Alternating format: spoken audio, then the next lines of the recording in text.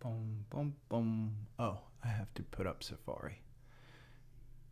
Sorry. I usually put up Safari before I get on here. Where's Safari? Where the hell is it? There it is, Focus Proxy. No, that's not it. Properties. It's not the Focus Safari. Menu bar. No. Safari, there it is. Morning, Joe. Morning, Zephin. Morning, Q-Tip. Q-Tip, man. I don't know where that name came from, but I like it. I like it a lot. Morning, Eric. By the way, my girlfriend started calling me G-Money this weekend, so all because of you, I think. Morning, Evan. Okay. I got a lot of shit to talk about today. And I keep finding other stuff. By the way, if you guys haven't seen it here, that's the thumbnail for this weekend. Full disclosure, complete disclosure. And I feel really bad about it, but I'll go into more detail in the podcast. Yes, I do, Zephin. I launched the first paid. This one's paid. And the reason for this shock face right there is, the big nose, Pinocchio. I always said I wouldn't do paid stuff. Here's the deal on this one. And I hope I explained this very well. I may not, might not be a great explanation, but when I launched last week the newsletter, or 2 weeks ago when I launched the newsletter, essentially I mistakenly turned on paid. And I felt bad about it. I still feel bad about it that I turned on paid. Some people signed up for the paid. Not one person wanted a refund. They were so nice about it. And you guys are what a great community.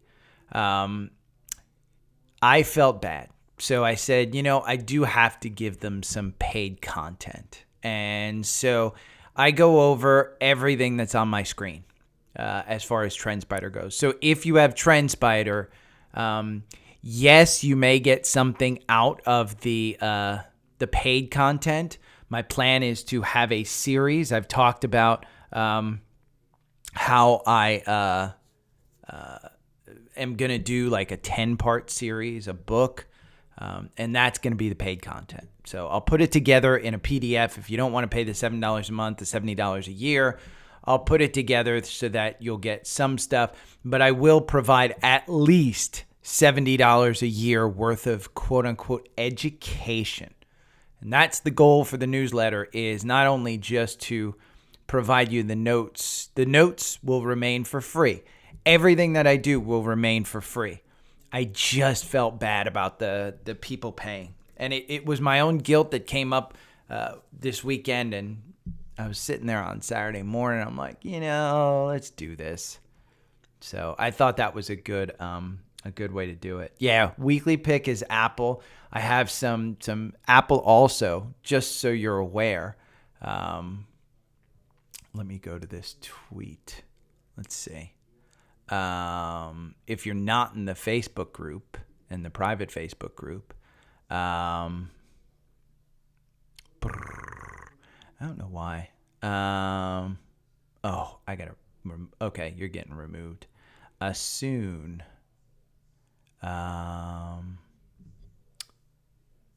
Soon.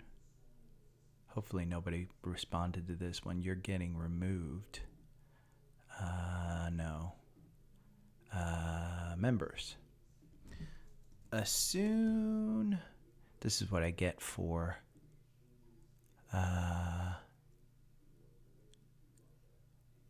remove member, delete activity, ban, confirm.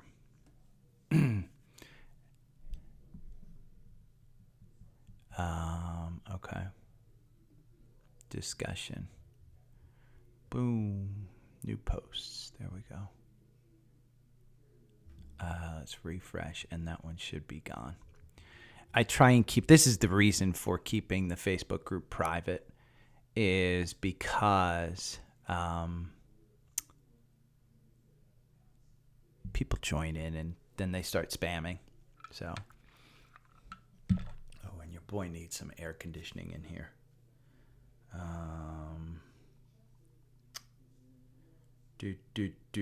Nest.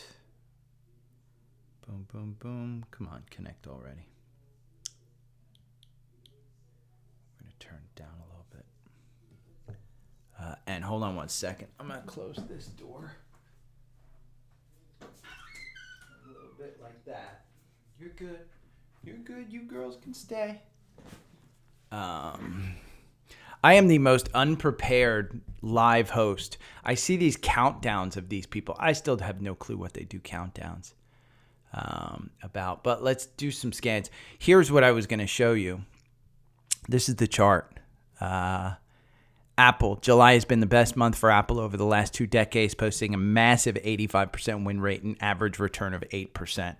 Now, I don't know if Apple, it's up 0.7. Looks like we're opening up. By the way, I am glad I got rid of Hibbs.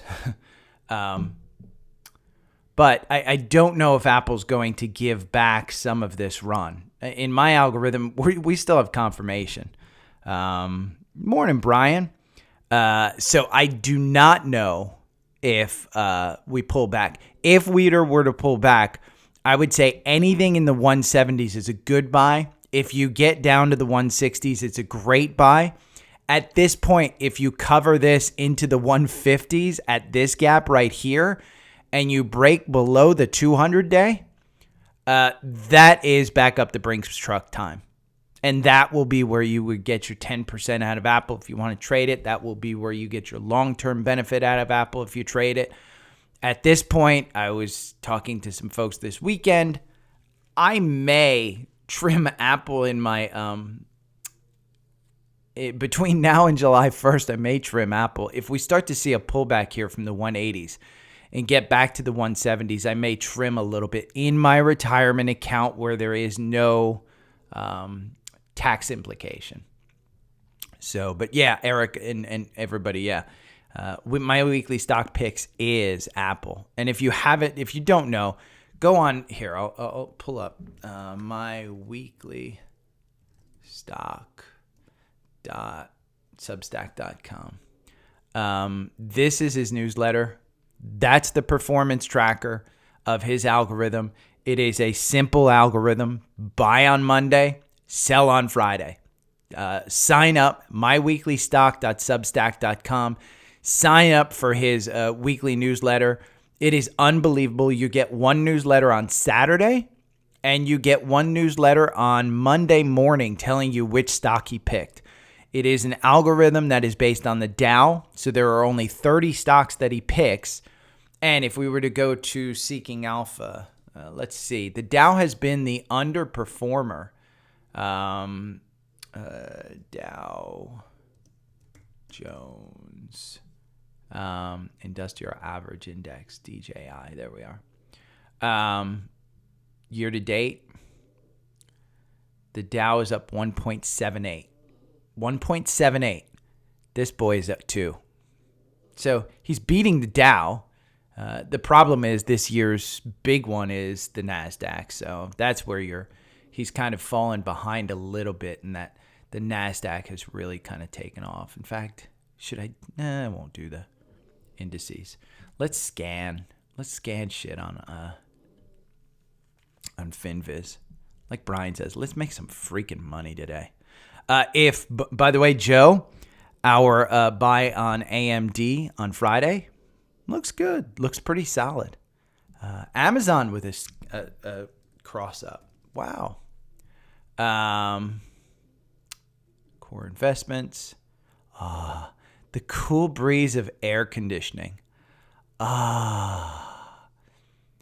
SCO. If you didn't see it, and I'll bring it up, with Russia's insurrection, They're January 6th, essentially. I mean, that's what I'm calling it. I'm calling it Russia's January 6th.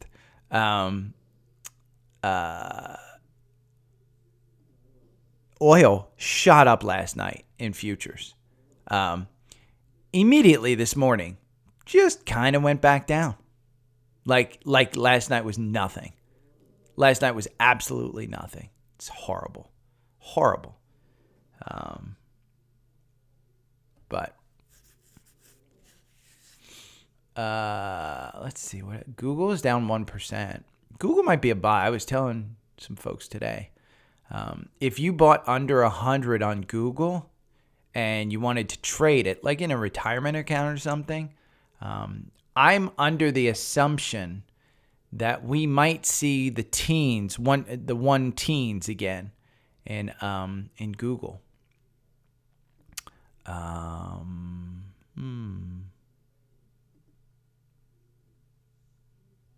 No, I don't like any of those ARKs.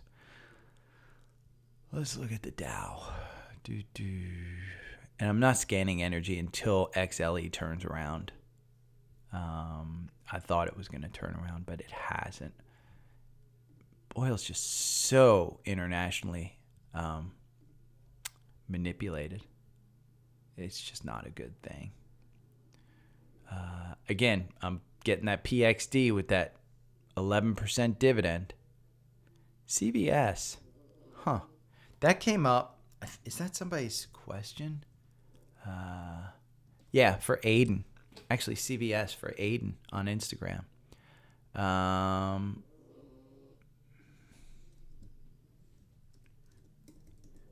ST. I'm going to bring up DPST too, because hit the thumbs up button, by the way. I didn't say it. I didn't do it either. Let's see. CVS is an interesting one. I continue to think that it's a dog. I mean, how much are they wasting on paying for the receipt paper?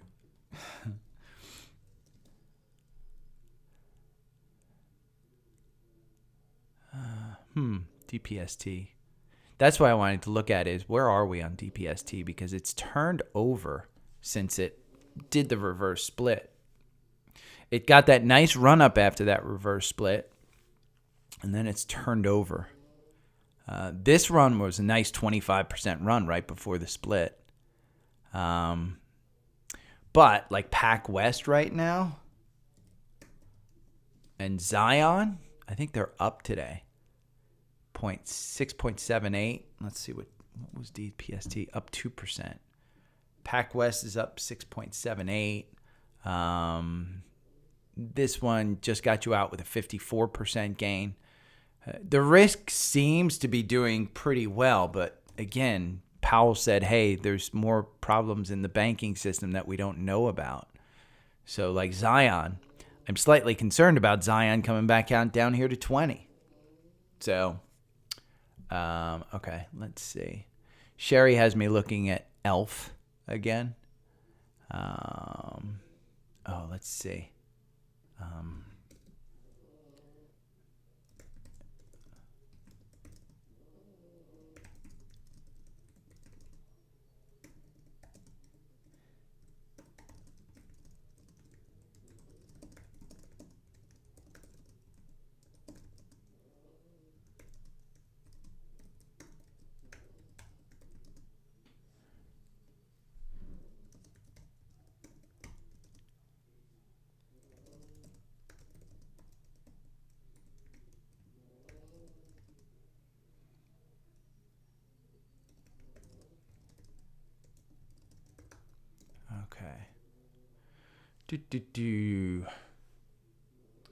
Oh, look, they have Eric Schmidt.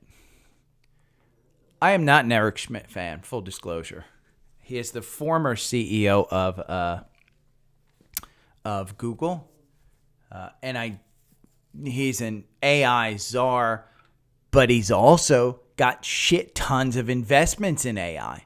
So guess what he's doing? By the way, I watched Charlie last night from Zip Trader, his daily one. He's saying that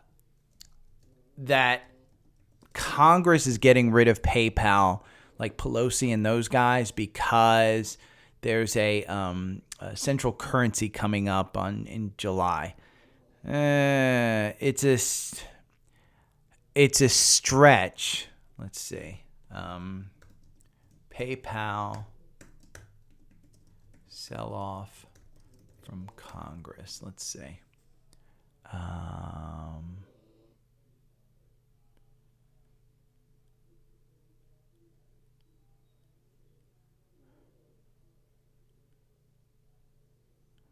Yeah, see, there's a lot of these guys on YouTube are saying Congress is going to kill PayPal. Let's see.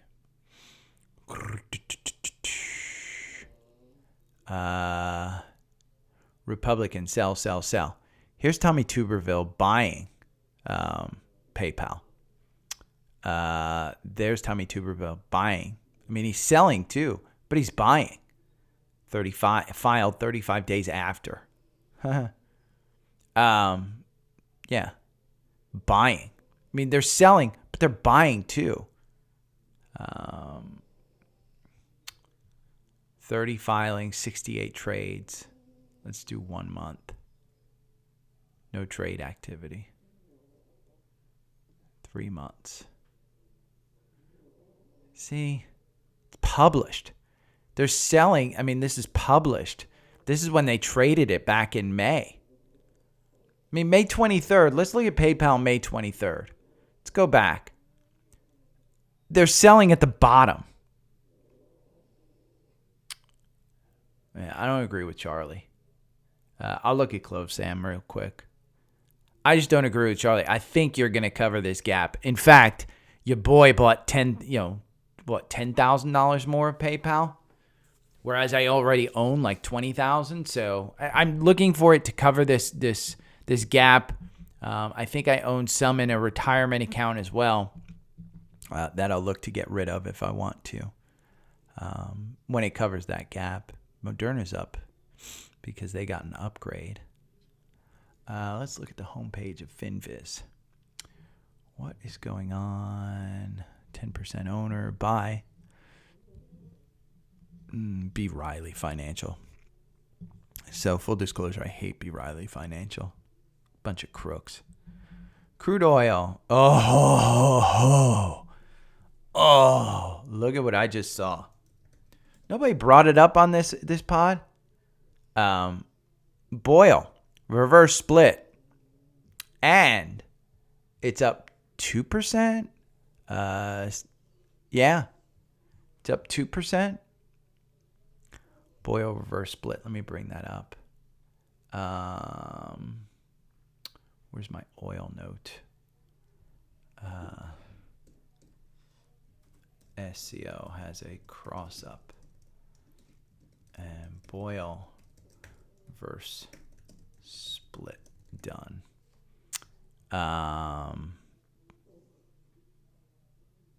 Reverse split 20 for 1. So now it's trading at 71. I think most of you, morning Sherry, I think most of you guys have been with me for long enough to know this is how that price gets. You're still in this, by the way. If you bought at 53 on Boyle, you're golden. You still got confirmation, and you're still on your way up. Looks pretty freaking solid. I mean, it's getting stretched. The RSI is at 71. But, okay, what's Clover? Clover Health. I think this was a SPAC, if I remember correctly. I think this may have even been a Chamath SPAC. Here's what I think of Clover Health. I think healthcare has been horrible. I think it's a incredibly difficult business. I think these guys are a small player in this. They're not making money. You can see they lost 15 cents. It's hovering right around its 200-day. And look at the last time it got to the 200-day. That 200-day is absolute resistance at about $96. It's at 96 cents. It's at 89 cents. It most likely is at risk of getting delisted. Let me start Active Trader Pro. First off, I reinstalled Active Trader Pro, so I have to put it into my dock. But let's go over to FinViz and look at CLOV. And then I'm going to start Active Trader Pro so I can look at it a little bit more. So the index RUT, they are losing. It's a market cap of $410 million. They have an income of negative 336. With that market cap, they have cash on hand of $1. So they only have one more year of runway. So if they don't make money between now and the end of the year, Sam, this stock will need to dilute either from the form of raising money from bonds, raising money from inside investors by selling off some of the ownership, or worse yet, issuing more stock, which would then dilute you. So my particular opinion is to stay away from this. Hold on, my Active Trader Pro is giving me fits. Honestly, I think it's this damn. Let's see.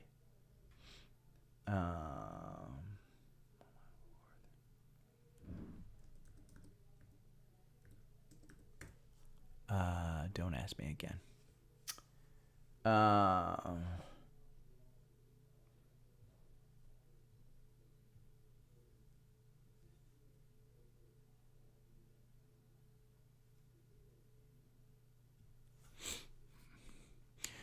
Let's look down a little bit on Clover. We can see February 22nd of last year, an upgrade with the upgrade underperform to market perform. The price target went from 7 to 3. Right now, the target price is $1.46. But all of these dollar prices, it's not covered. So nobody cares. Clover Health provides Medicare Advantage plans in the United States. The company, through its Clover Assistant, a software program. Here's the problem. Medicare Advantage plans, you got old people. They don't want to use an app. So where in the world do you think this helps? They don't want to use an app. Old people want to call you on the phone. So right now, I would say you're down 4% year to date. Over 1 year, you're down 60%. Sam, I just think there's better places to put your money. I say this all the time. As far as right now where you're putting your money, the AI train is all aboard. So I tend to think that, it's funny down here on the bottom right. You can't really see it, but you see that big green line in the bottom right underneath my head? That is the June performance of over 3 years, because Clover hasn't been out that long, but it's only been 3 years. But 2 out of the 3 times in June, it was up. If we go back to June 1st, and I would have said, let's see, June 1st opened at 83 cents. You're at 90 cents now. So you've done well. You don't need much. I just tend to think that 200-day is too strong of a resistance level. Even if we go to a weekly, you're not even close to the 200-day. You don't even have a 200-day on this one. The 50-day right here, I guess it's only been around for less than 2 years, so it's maybe 2 years old or something. But yeah, it's just from the fundamentals, from what I know. And from just, I think it's a Chamath SPAC, and Chamath is a crook in my mind. Okay, we did the thing. I'm going to start. Let's look at SPY. Let me pull you over to Active Trader Pro. I'll do a big cam. And we'll pull this up. Active Trader Pro. Boom. And we can look at Clove over here, see how it's trading. Because if you were to trade Clover, I would say trade it on a 5-minute chart and scalp it. I wouldn't do anything other. But yeah, look, Issuer has failed to meet the NASDAQ continued listing requirements. A short position of 10%. I just don't see any reason. I mean, the only reason I see to trade this is the 10-day volume is 17 million shares versus a 90-day volume of 7 million shares. It's a micro cap. I mean, it's super, super tiny. But with that amount of shares trading, you could scalp it on a 5-minute chart. FinViz says short interest is 10%. So, yeah, it's about 10%. So it's not a short squeeze, but I would say if you're in that making money, get the hell out, take your profits, be happy. I would even be taking profits on like a small one, like a 1-2% gain. On that one, that kind of thing, it's a falling knife. You don't hold and pray. You can't hold and pray on that one. Let's see. Morning, Brandon. Hopefully that gets you your answer, Sam. I hope, and if it did, hit that subscribe button.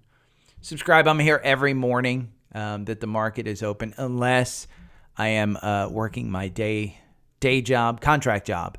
I work for Major League Soccer. So special events. Every time there's a special event, I kind of go on the road. I will be on the road a lot, which means dailystockpick.substack.com. Subscribe to the newsletter. You'll get all my notes. The dog coins, crypto's been flying. I just don't track crypto enough. I have GBTC, I have Mara, I have ETHE. I have all of those in my watch lists. Yeah, I mean, here's the thing. SOFI, and so Brian, I won't comment on them, but I just don't know enough about them. I mean, Elon puts what? $1 million? Elon putting $1 million into Dogecoin is kind of like you throwing $1 into it. I mean, that's how rich that fucker is. It's literally like, throwing $1 into it. SOFI, I think, is, in my mind, I think SOFI pulls back to, and I should pull this back here. It hasn't built up the volume shelf up here, Skeeter. So I can put that's just this year. So let's pull back to January 1st. We'll pull back to January 1st, and we can see where since January 1st, which was a low, where most people are holding. This right here at $7, that's where I think you're going to see SOFI pull back. I don't think Kathy's worried about buying here at $8 because I think it is a $10 stock. I just think that you're going to see it pull back to here to $7. And I think you buy it again. I've told all my friends. In fact, I told Charlie from MLS, if he's listening, if he's out there, sell it at 7 when it got up here from, and he's like, no, I hold it at 8. Well, sell up here at 10. Sell at 10. Buy it back. This one is one that this is like Mara. You buy it back. When it gets up like that, you buy it back. Look at this. This $4.95, Jared, right here.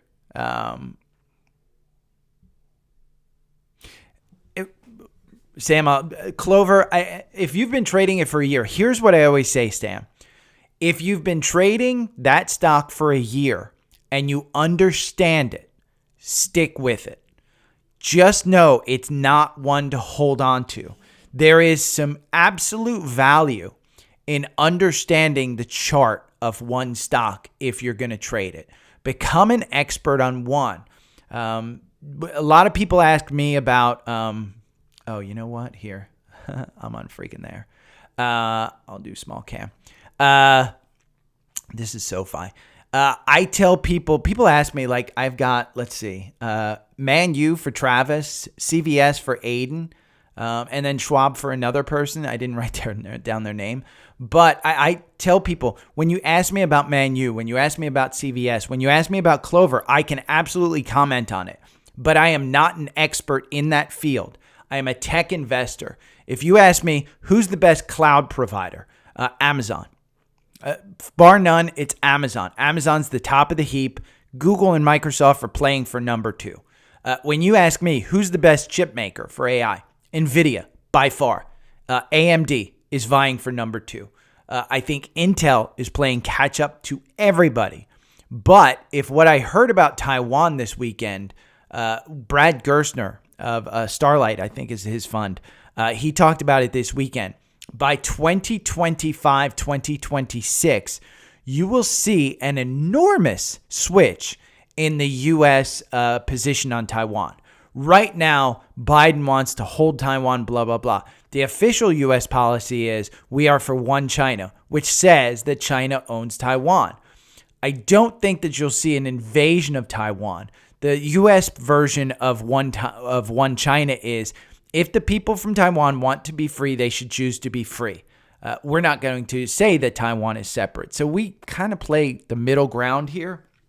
But by 2025, 2026, when all of the chip manufacturing capabilities come online in Arizona, and there, mind you, there are 2. There's one from Intel and there's one from TSM, Taiwan Semiconductor.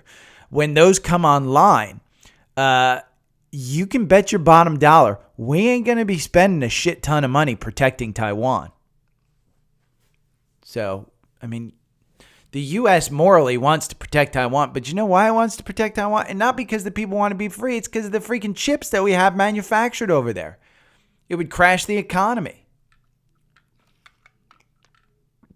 So the hope is that China takes Taiwan kind of like it took Hong Kong, which is, hey, when people come up, we're going to take it. By the way, I was told this weekend that people like, So I'll be doing more of that. But yeah, SOFI, I can put SOFI. I'm going to put SOFI into this. This SOFI buy in the $7 handle.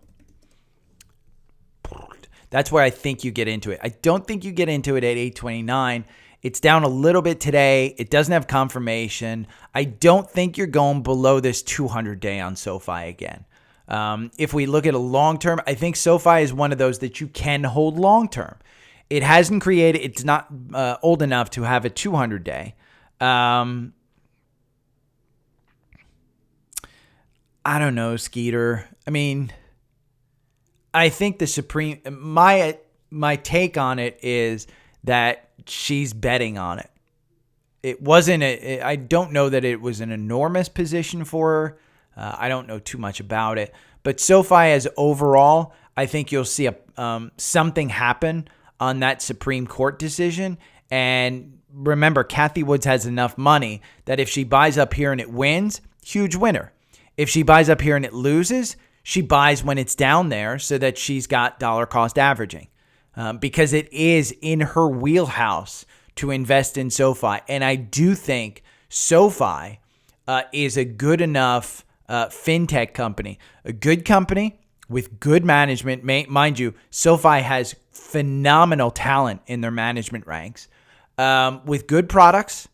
The only thing that SOFI is missing is good earnings.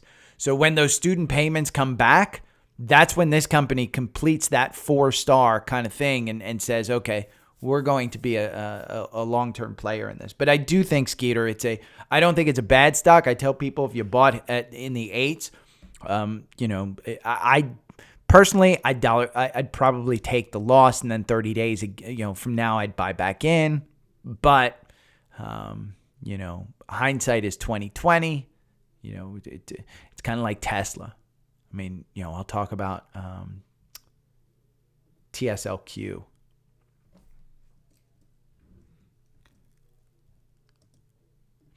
Because last week I said, hey, Tesla's run too much. Carnival out with their earnings. They beat Carnival. That one's going to freaking just soar. Here, let's go over to watch if we pull up CCL. Yep. Yup. Look at it running. I'm going to pull this one back so you can see it. Look at that one running. Ooh, it's crashing now. Crashing. So this candle got up to 1652. And now it's crashing. They came out and they beat. So, Skeeter, the one thing I would tell you about following Cathie Woods is over the last year, and mind you, if you're subscribed to my newsletter, I posted a newsletter. Let me see. It was a little while back.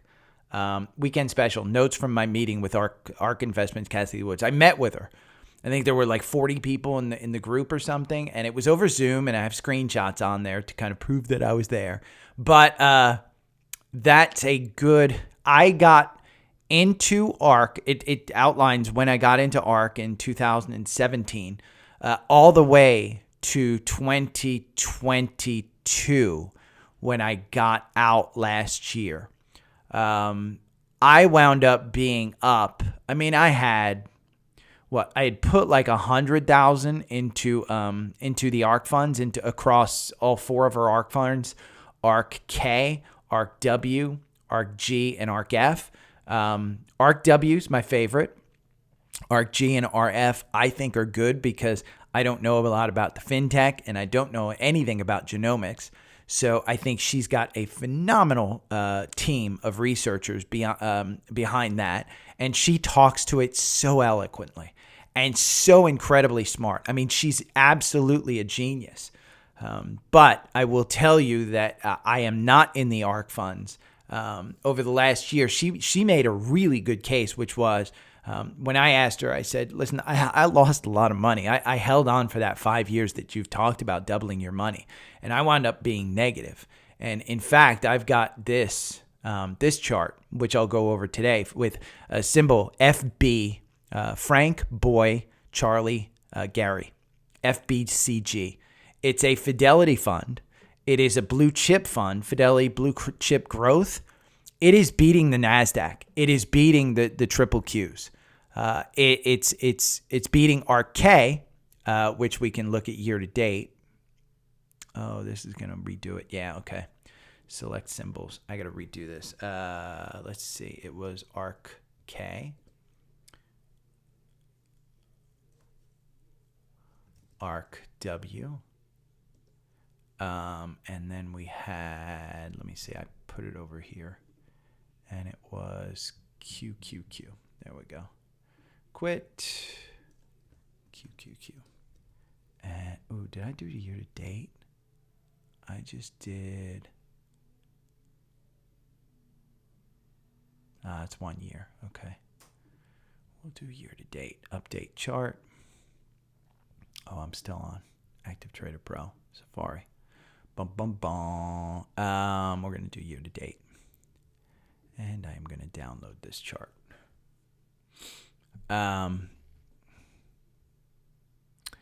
FBCG is beating it. Not the only one that it's behind is ARKW. So year to date, ARKW is killing it, man. I like ARKW more than I like ARKK, because ARKW actually includes more cryptocurrency exposure. So just kind of like a little tip. But look at TSLQ, like we talked about. This was the cross up here was here. I said be a little bit careful because it doesn't have confirmation. Wait for the confirmation. And it got down to $30. $30 was the buy. Look, you're up. Morning, Green Cookie. Green Cookie, you win for best name that symbolizes his icon. I love that. But yeah. Oh, let me do the link tree. I'm going to pin this. If you're new here, this is my link tree. This is where you can join on all the socials.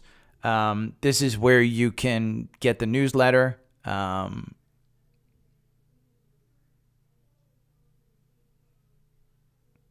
pin message. I'm pinning it up there. I'm wondering about short-term viability on Carvana. Carvana's tough. I mean, nobody would have guessed Carvana would be as good as it has been. Short-term, here you go. I mean, if you're new, Green Cookie, there's a button hook that in my algorithm that always happens where you get an entry here, like here, Carvana, December 13th. Look, it continued to go down. The algorithm said, no, you're fine. It's going down. People would have panicked, probably gotten out. Maybe you got in. But if you got in at 3 and you got in up to 20, you were doing great. I mean, that was just, hey, we're coming out of this. This is January, blah, blah, blah. The algorithm has a button hook to it. That button hook is typically, even here, you can see the button hook happening. Here, you can see the button hook happening, but the algorithm keeps you in. So $7.34 was the buy. Here's where you're at with 21. The button hook is happening. You're going to get out. So I don't think that you want to get into Carvana right now.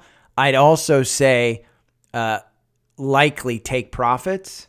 Now, mind you, it's up slightly this morning, but in my world, and Green Cookie, remember, if you're new here, I don't teach you when to get in and when to get out, because that's a super personal decision.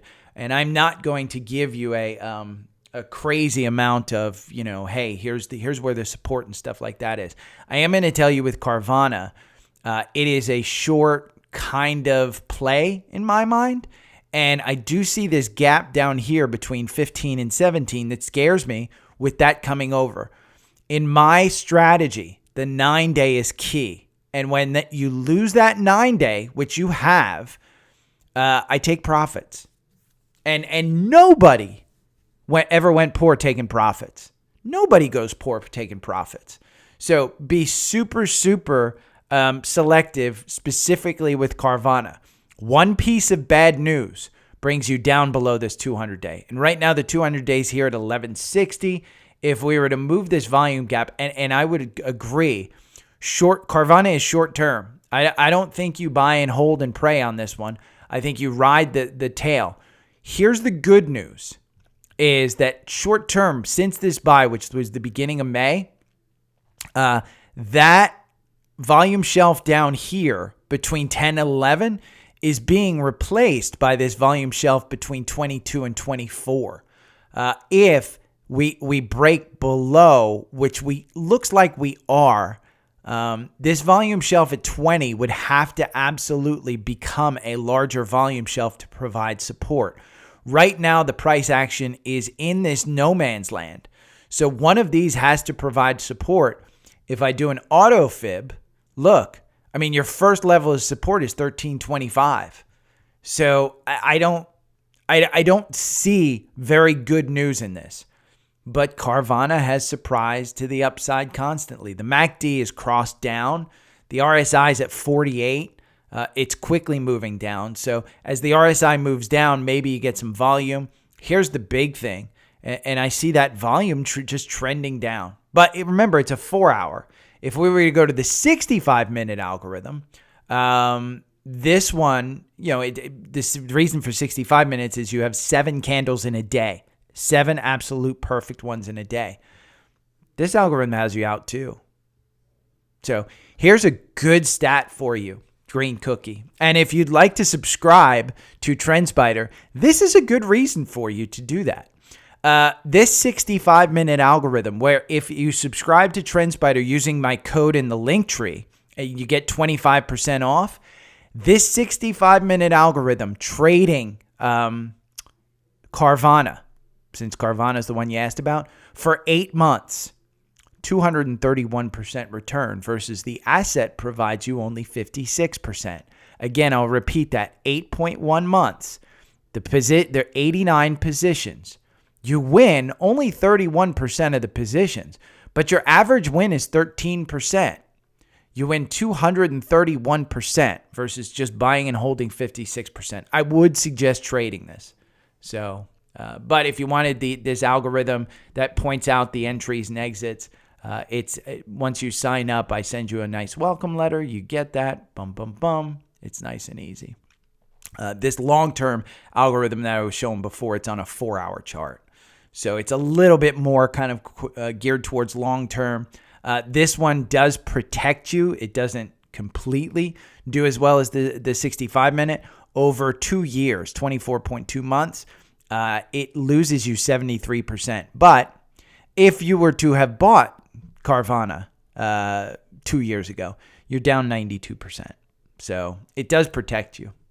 Okay, and with that, I am going to, and Sherry, I'm going to include in the newsletter your Yahoo about ELF and Ulta.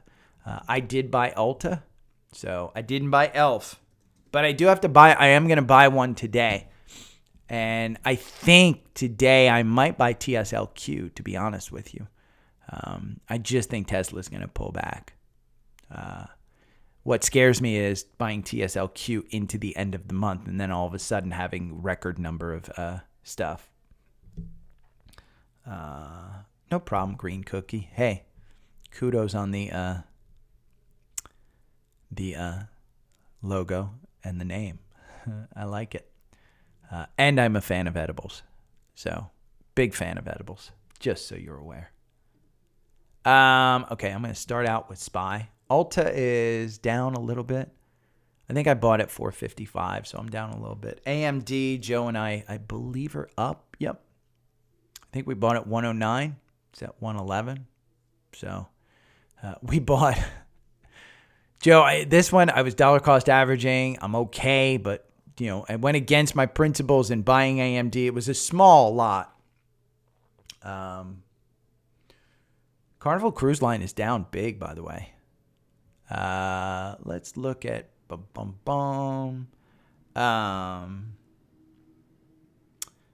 I like it, Green Cookie. Let's look at SPY. Okay, I'm going to start out with SPY. Boo. Oh, I got to pull this up too. Okay. I'm going to pull up this tweet. This was a good tweet. It is, it will be in the newsletter, but 5 helpful links about trading written by traders.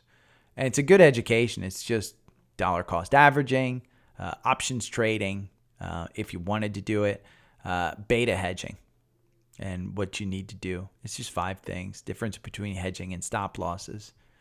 It's a good education. I liked it. I don't do options trading. I won't do options trading, but and I same thing here, Joe. I think if it goes down towards 100, I'll buy more. I'm going to dollar cost average that fucker down to an average price of about $100. Okay, let's see. Okay, let me start this. I'm going to bring this down here and cover that. Okay.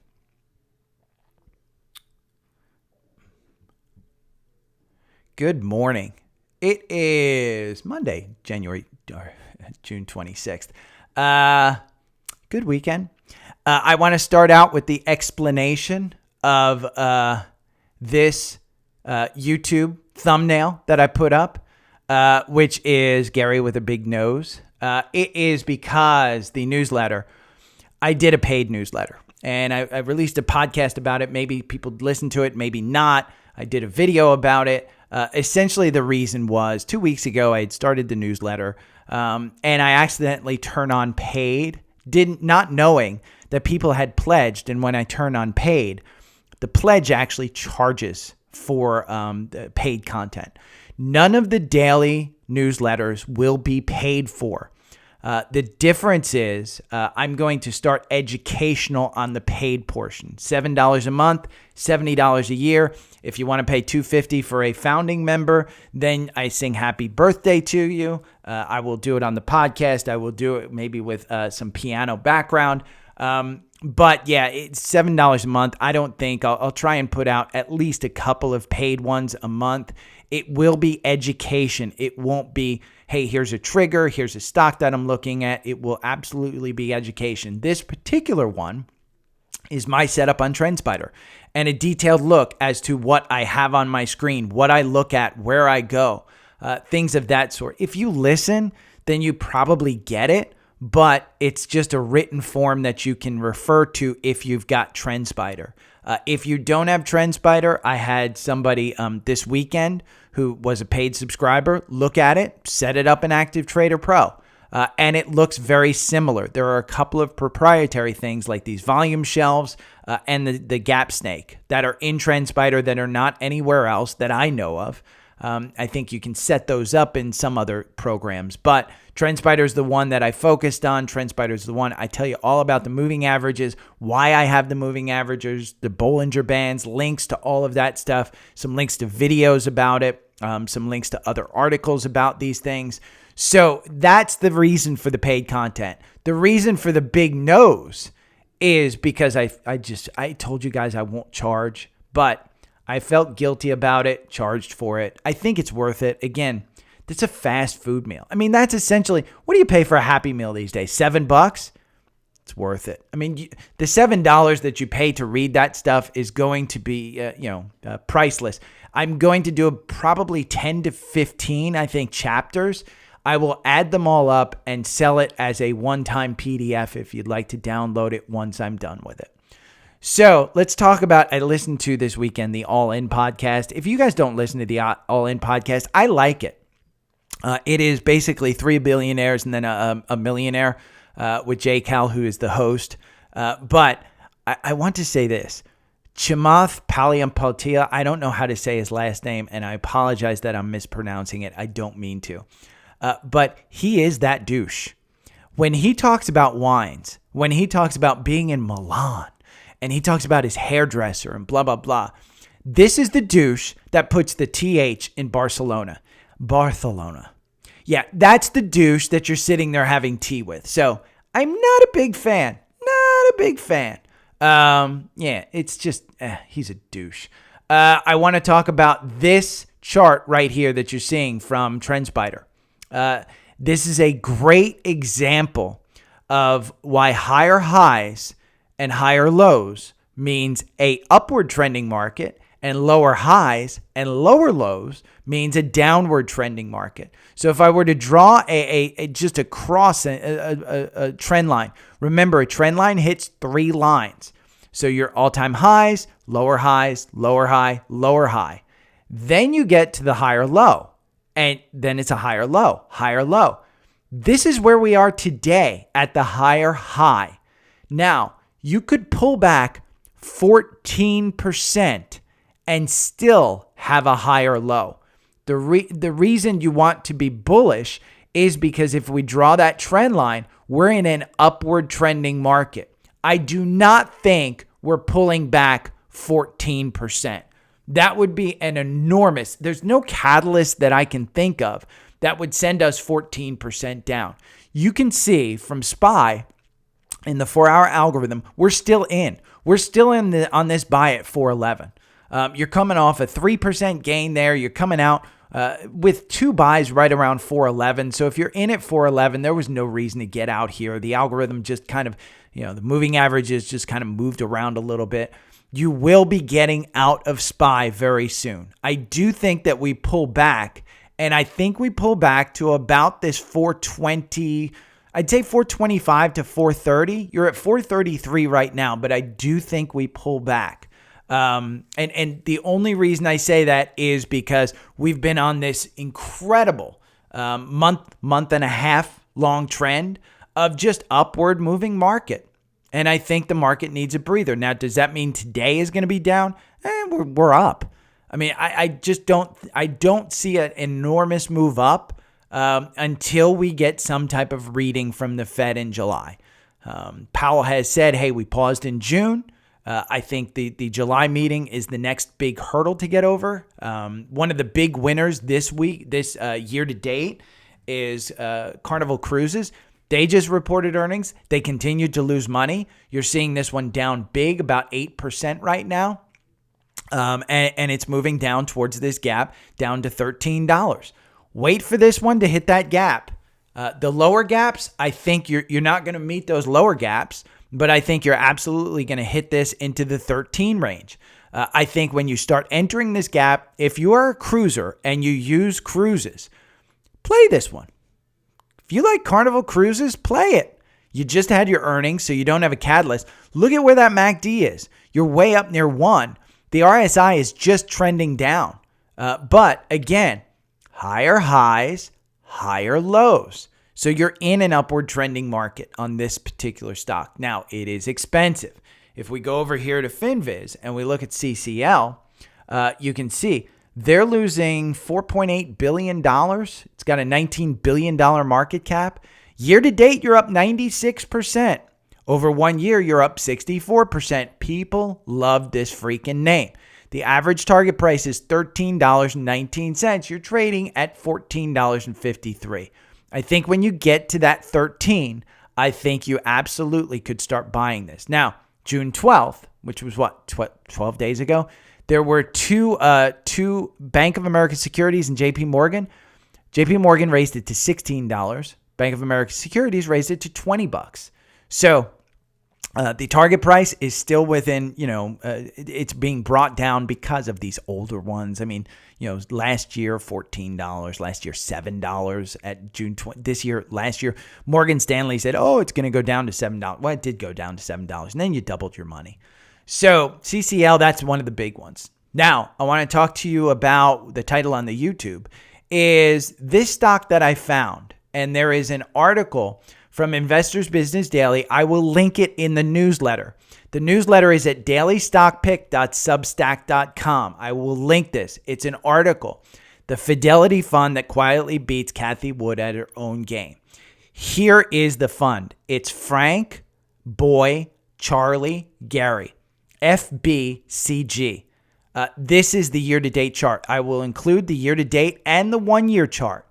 ARKW is beating it year-to-date. It's not beating it over 1 year. And over the long term, this really outperforms. But I wanted to point year-to-date because I wanted to show you as good as the NASDAQ 100 is doing at 37%, FBCG is doing better.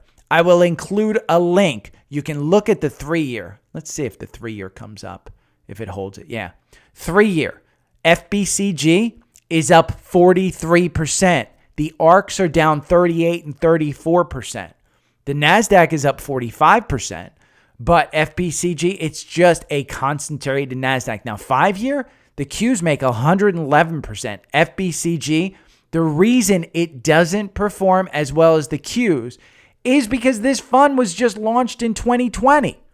So for the Qs, you go back all the way to 2018. That's why it beats that one. As far as this percentage goes, you can see the Qs are just up by a percentage, not because it's doing a hell of a lot better. It's just because it's, the time frame, I believe.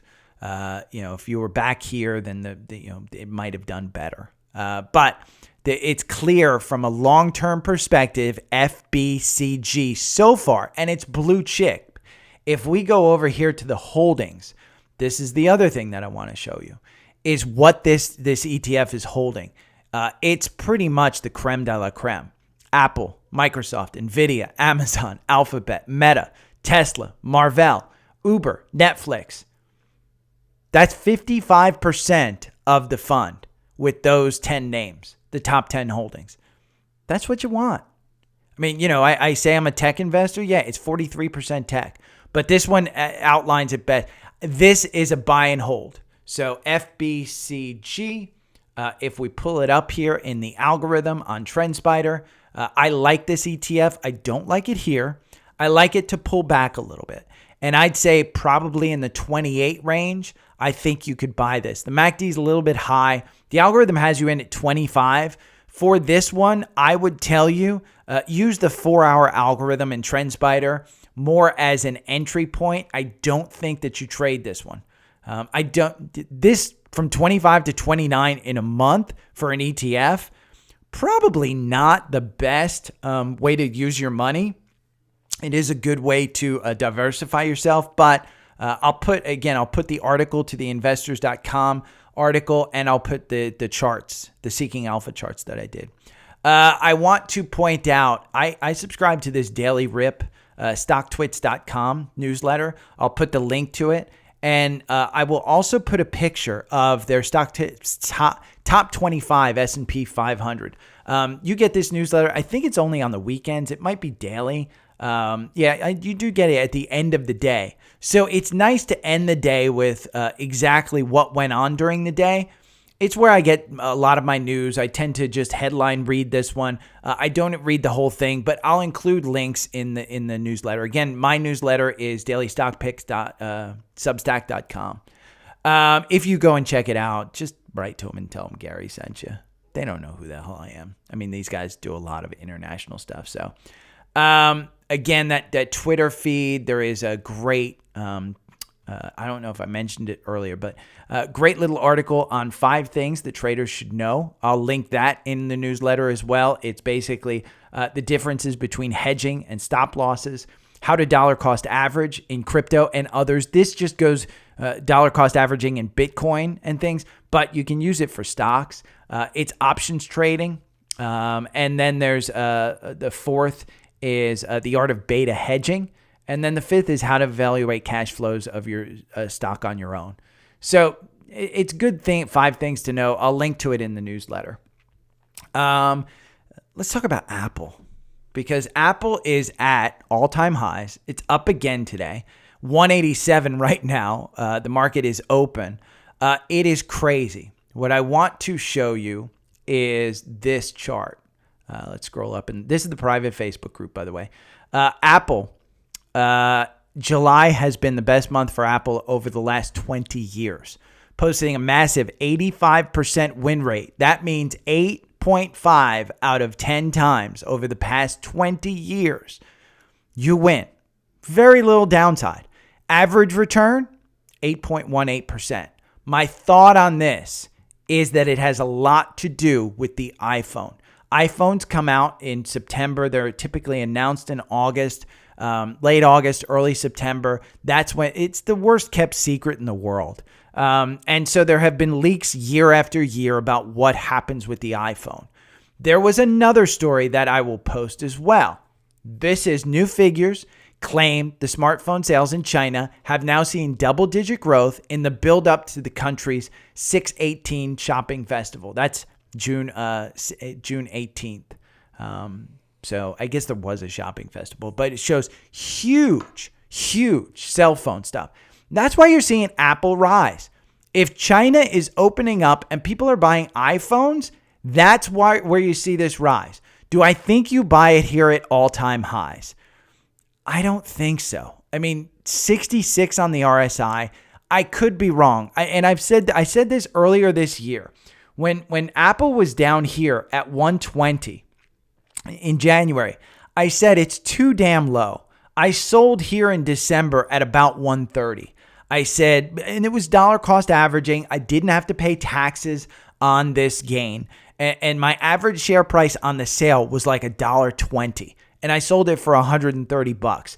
Did I care that I sold it for $130 when today it's at 180? No, I didn't pay taxes on it. Should I have held it? Probably. But I bought more when it got down here at 127. I said this is just a crazy valuation for Apple. Buy it. I know a lot of people did. And what do you do now that it's at 187? Well, 2 things. First thing is, what's your tax implication? If you are in a brokerage account and you're just trading this and there's a tax event triggered with the sale, I don't think that you sell it. I think you hold into this. I think 200 is where this stock is at some point during this year. Does it pull back here to 166 to cover this gap? Here's what I would do. If you're in a brokerage account and it's a tax event, if you sell it, I think you hold into it. And it's less than 1 year that you're holding. Do not pay short-term capital gains on Apple. Hold into it. When it comes down here to 166, buy more. When it comes down to the 170s, buy more. If it comes down here to the 150s, back up the Brinks truck. I mean, that's essentially how good this stock is. You will not be making 30, 40% in this stock every year. It's just not going to happen. A $3 trillion company is not going to bring you that amount of money unless they get incredibly large and they continue to grow. You can see how far it is above the 200-day here on a weekly. The 200 days at 130. I don't think we have any fear of getting back to the 200-day. This was the 2018 when they started raising rates in 2018 and they had to pull back. And you touched the 200-day down here at 36. This was COVID. And then you shot up here. And you continually come back from when it comes down towards that 200-day. My guess, if we come down towards the 200-day and something, some type of horrific catalyst comes about, at worst, you're down here at 140s. And that's when you back up the Brinks truck. And you just, again, the PE is crazy on Apple. I think 31 is what the PE is. 31. Forward PE of 28. They have to grow earnings. You're up 43% year to date. The average target price is 187. You're trading at the target price. 187.11, you're at 187.45. It is crazy. June 13th, downgrade with a $190 price target. June 6th, downgrade, 185. This is similar to Tesla. It's just run too much. So I don't know that you add to it. I don't know that you sell it. I'm not selling it. I am probably trimming it in. And this is the second point that I wanted to make. If you're in a tax advantaged plan, like an IRA, like an HSA, like a Roth IRA, any one of those, I think you can start to trim this. Is there a big difference between 187 and 200 at some point in time later this year? No. But I do think that you start to trim because I think you'll be able to buy this at 170. Remember, there's no tax implications in IRAs. So you can buy and sell whenever you want. You don't have a tax implication on that. It's only in brokerage accounts where you have tax events that happen. So Sherry posted an article. I bought Ulta last week, and I think I bought it $455, somewhere in that neighborhood.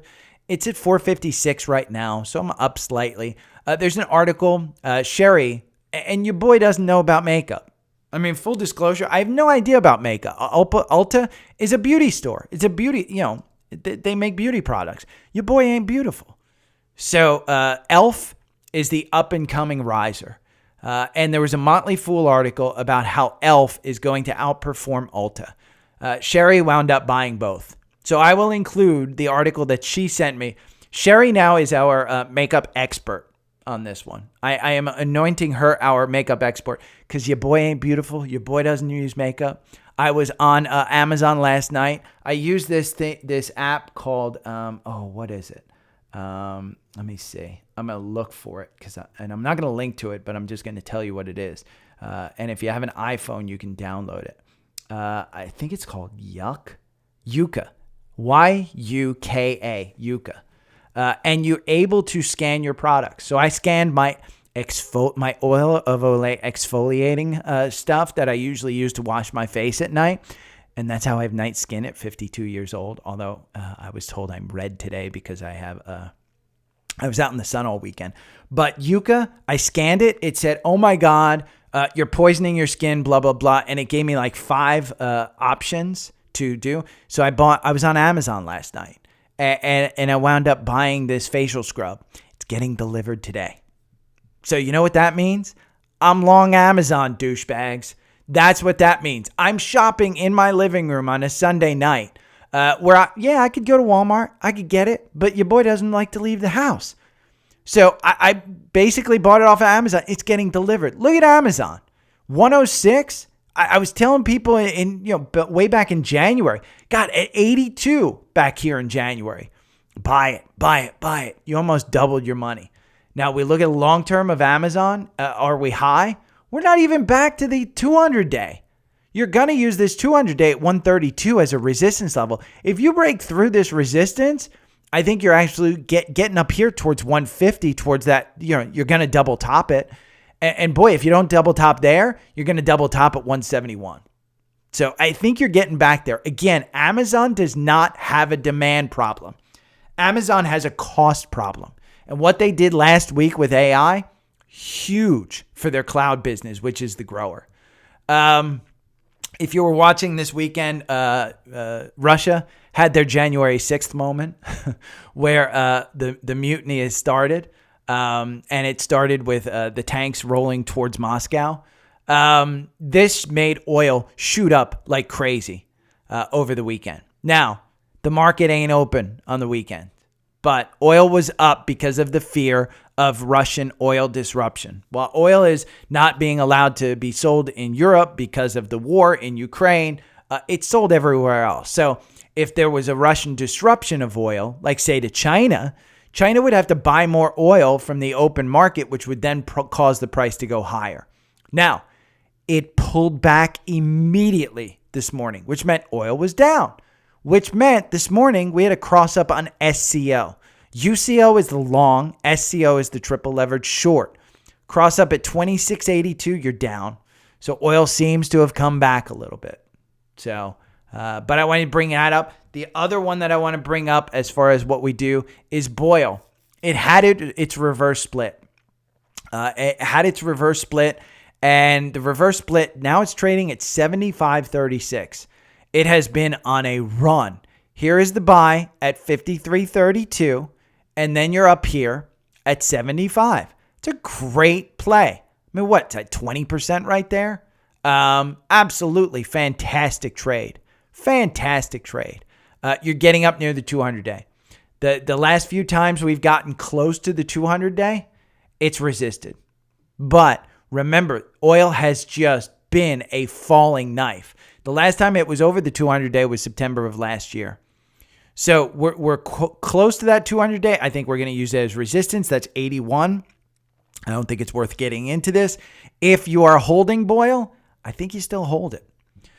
We talked about coin a couple of weeks ago when there was an SEC notice to them, a Wells notice, that they've got to change some things, and it dipped down to about 53.50, somewhere in that neighborhood. It was June 12th, it looks like. You're at 65. This one is way up today. Way up today. In fact, let me see. Struggling China. We're going to get out of there. We're going to get out of there. You're up 6.95%. Do you get into this one? No. I think you just crossed this 200-day. I think you're coming to this gap at 71 to 76. I said that when it was down here at 53, that the first resistance was the 200-day. The second is filling this gap. You're going to fill it. Just honest to God, you're going to fill it. So if you're in that one, your boy likes tips, tip me. TSLQ. So Tesla got a downgrade today. And it's a downgrade in that it just ran too much. So what do? TSLQ.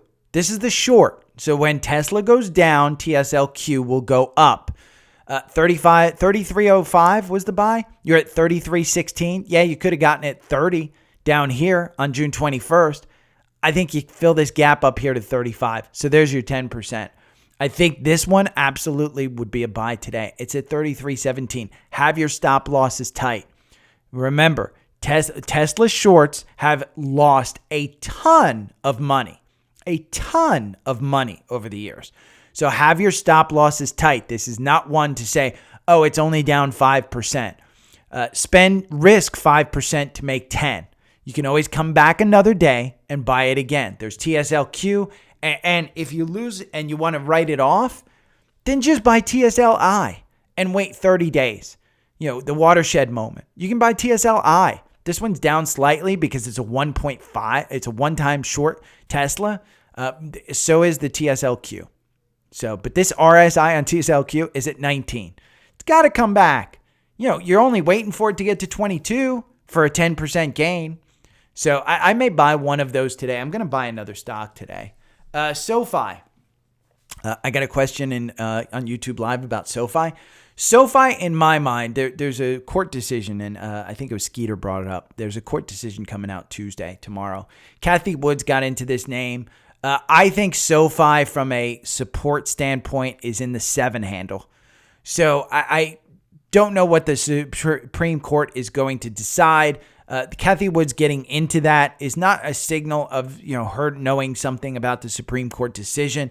I think it's more about she likes SOFI. She likes taking bets like this. If she winds up buying into this at 863 and say it pulls back to 7, she will just dollar cost average her way through this because it's a $10 stock at some point in time. It's shown that it's a $10 stock. Here, June 14th, 12 days ago, it's a $10 stock. So if you look at long term and we go back to the weekly on SOFI, you're seeing that right around here is where it topped out back in August. Right around here is where it topped out in February. You just got extended to the $10 on the week of June 12th. You just got extended. You still have confirmation on the weekly. So I do think this is a $10 stock up here. It hasn't created a 200-day, but your 50-day has started to turn positive. Your 9-day and your 21 are moving positive. This one, as student loans regain. Remember, the Supreme Court decision is just whether Biden has the ability to waive student loans. As student loans renew, these guys are going to start making money again. So September, I think they start making money again.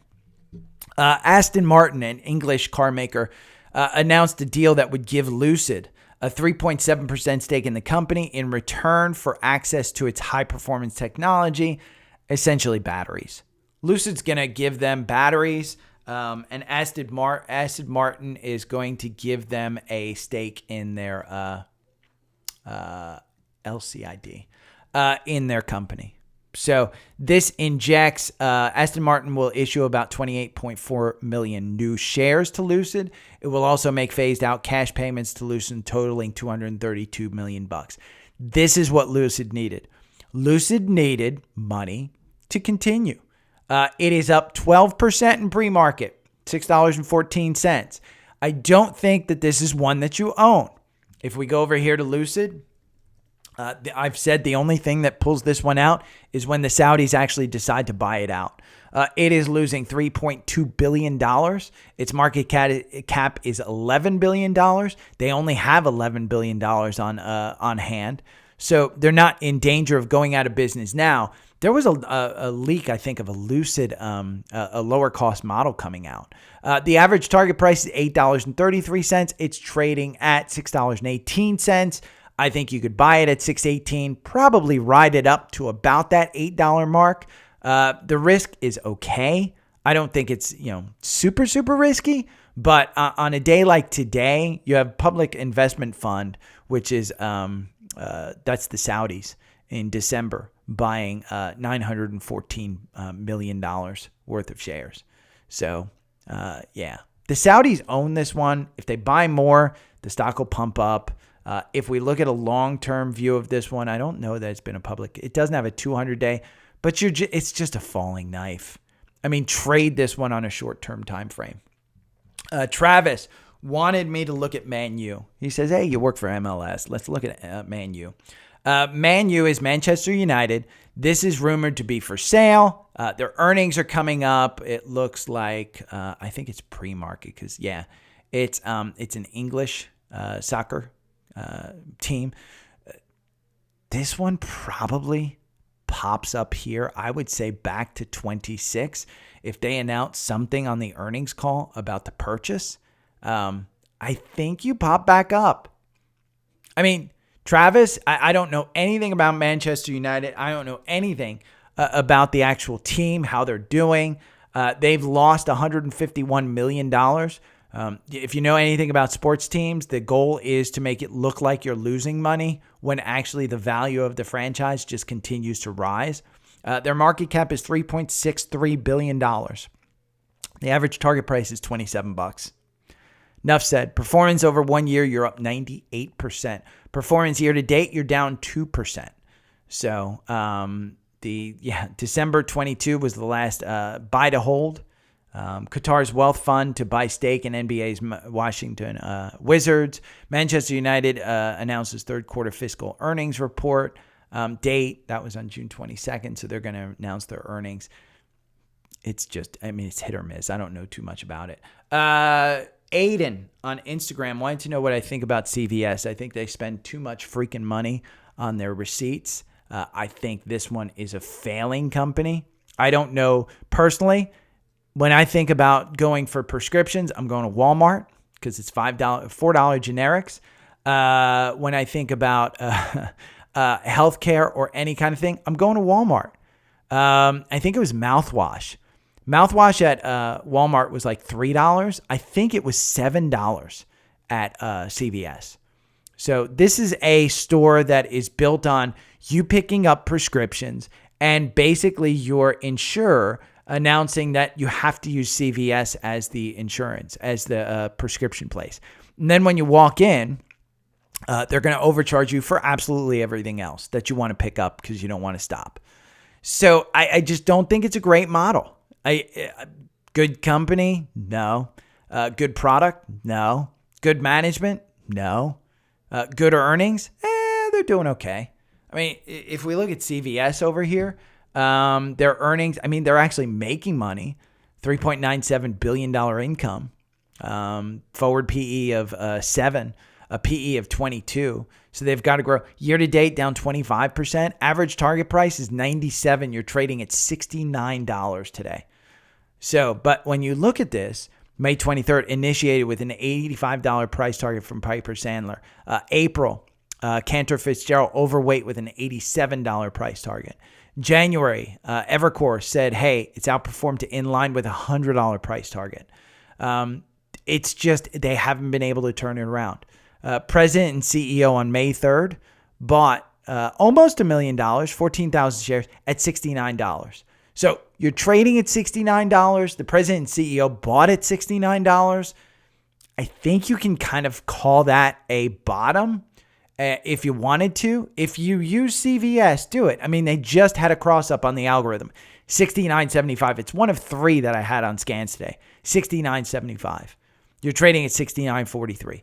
Personally, I think the AI train is much stronger than the healthcare train. And I don't think that CVS has any kind of catalyst to move it up. I just don't. I think with Medicare announcements and cutting costs and things from the U.S. government, I just think there's too many downsides. So let's talk about Schwab. They were part of the crypto EDX. If you don't know, I'll put in a link to an article about Charles Schwab, Citadel-backed startup, EDX. It's crypto plumbing for the banks, and you can read this article. It's free on decrypto.co. It's a great article about how Schwab is part of this. It's down at $53. It's up 0.919% today. I've said this: buy it anywhere under 50. Are you buying here at 53? I think this could easily be a $60 stock by the end of the year. It is a company. If we go over here, remember, their banking business, which is what took this down, is a $2 billion business. Their market cap is $98 billion. They have a $6.89 billion income. The banks right now, there's still something wrong with the banks. Jay Powell has said that. Just be careful. Schwab, I think you're fine buying anywhere between 50, probably anywhere between $48 and $55. So do I think 53 is too much? No, I don't think so. If we look and we go down to the 65-minute algorithm and we say, okay, let's take a look at this. Are we in? We're in at 53.17. So this one doesn't perform great. It loses you 10% over 8.1 months. But remember, you've had so many pull downs in this that if you just bought 8 months ago, you're down 25%. So this one actually saves you. Even though it's down 10%, it saves you. The second this one starts to turn upward, I think you're looking at a $60, $65 stock. Remember, we talked about the CEO bought $5 million worth of shares. In fact, let's scroll down and see that. Was that the last one? Yeah, right there. Charles Schwab, co-chairman. Charles Schwab, $6 million he bought. 51.76. These guys are all buying around 60. That's where these guys are buying, 60, $58 to $60. If you don't think they want the stock to get back there, you're out of your mind. They're putting their money there. If you want to play the banks, I've said this before, the triple levered ETF on the regional banks, DPST. This one is up 6% today. You're out as far as the 4-hour algorithm goes. I do think anything in the low 50s here. I think if you want to play the banks, I think you get to 60s on the bounce up. So 52, I think, is not a bad entry point right now. It's up 6.26%. Just remember, Jay Powell said there is something still wrong with the banks. So you could see this one tumble back down. It just had a reverse split, 10-1, 52. You see, after that reverse split, it ran from 59 all the way up to $70. So yeah, it was a great run. You're out of it right now, but it was a good run. If you were at 59 on a triple levered ETF and you didn't get out at 70 when it hit 70 and you had all of that gain, shame on you. If you didn't protect your downside, shame on you. So let's talk about cross-ups now. Amazon. First cross-up is Amazon. I think it's a secondary cross-up. Yep. Your initial cross-up here was 106. You have a secondary cross-up at the MACD. The RSI is at 67. I don't know that I buy here at 130 to start a position. If you aren't in Amazon and you want to start a position, put a tenth of your actual dollar amount that you want in there. And I'd say, say it's $1,000 that you want to put into Amazon. Buy $100 today at 130. That's what I would do. We talked about the other two cross-ups, SCO and CVS, so I won't go into those. Okay, sponsors, if you're spending any more than $25 a month on your phone service, you can go over here to the link tree. It's pinned in it's in the newsletter.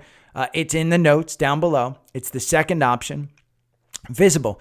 You get $20 off your first month of service. The first month of service is as low as $5. I have that $25 a month plan. You get $25 off. You can see, you can get a new phone. They have deals on phones. This is a better plan. It uses Verizon 5G and 4G LTE. For $25 a month or $45 a month, I have the $25 a month plan. I am not getting deregulated. I don't whatever it is, deprioritized. I absolutely love this. I use the hotspot. I used it in San Diego as my computer because the San Diego public Wi-Fi was horrible at the stadium, but it is that second link. Remember, you get $20 off. So if you join that $25 plan and you have an eSIM on your phone, you just download the eSIM and you get your first month at $5. Test it against your current phone. Don't port your number over, get a new number. Then what you do, if you like it, you just go on Visible, chat with them, and they port the number over for you. It's easy, simple, and virtually risk-free because it's $5. So that's the first one. Second one is TrendSpider. If you want TrendSpider, it's up here on this link tree. It's the top right here.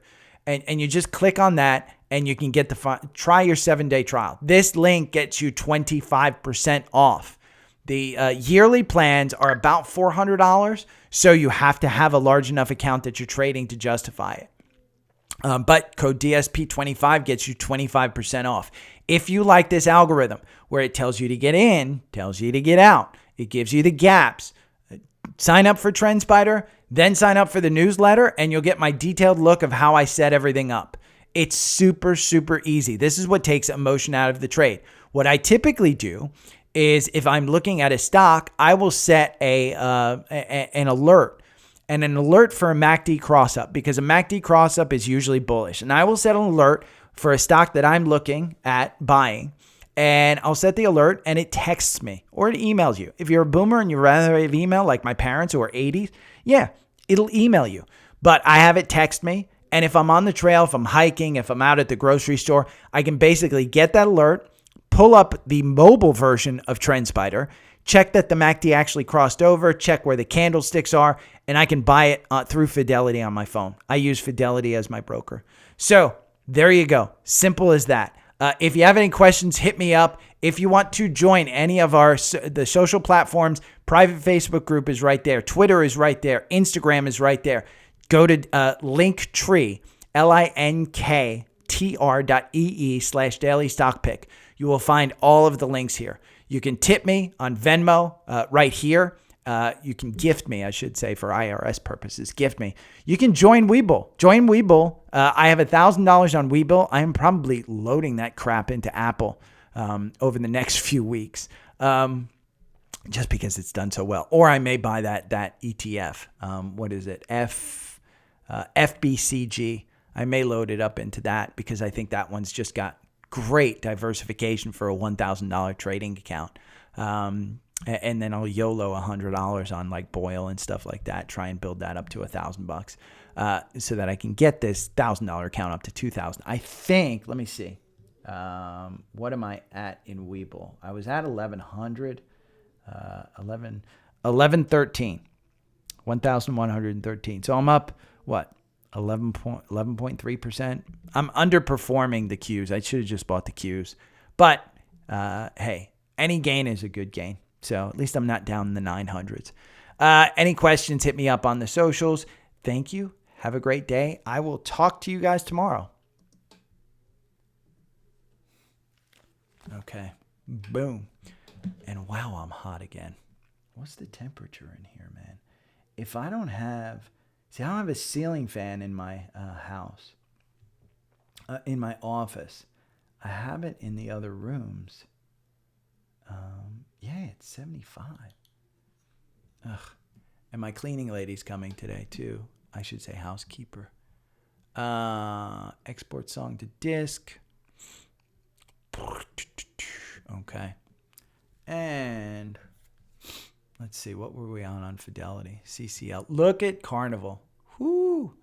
Now, the one that I really want to look at is TSLQ. Holy shit. Tesla came back and is positive? Fuck, man. Like I said, you don't want to mess with Tesla on the short side. That's just crazy. Holy shit. Let me check my balance. Tesla's such a strong name. God, they just carry it to positive all the time. Oh, this is even worse now.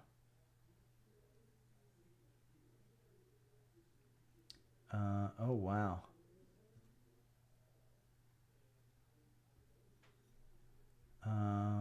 Wow. I'm up 0.54. I'm beating all the indices.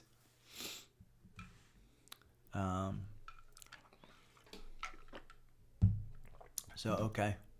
Let me go over here, and I got to go to YouTube.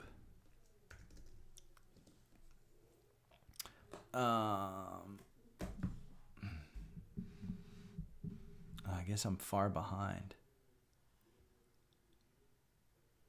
Okay, there we go. Now I'm live over here. We're going to upload this video.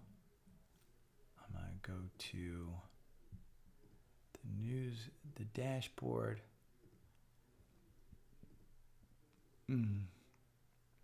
Desktop.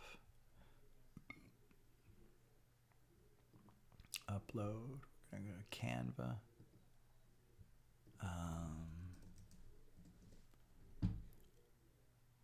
And I'm going to do a, let's see, a quick GarageBand, save. Then I'm going to start uploading this new episode. Browse. Podcast, there we go. 626.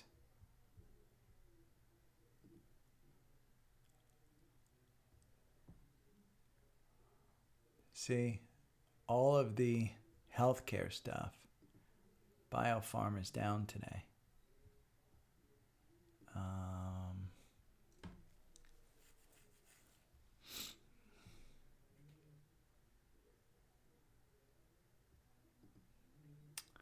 We're going to do this one.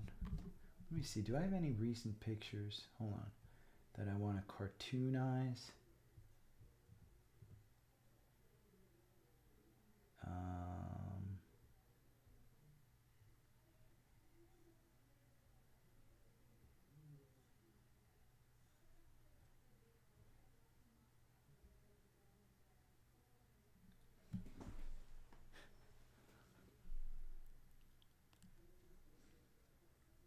Huh.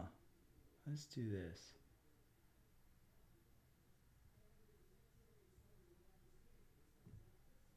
Copy.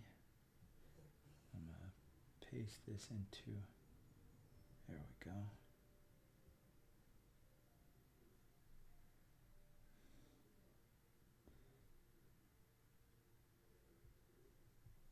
Let's see.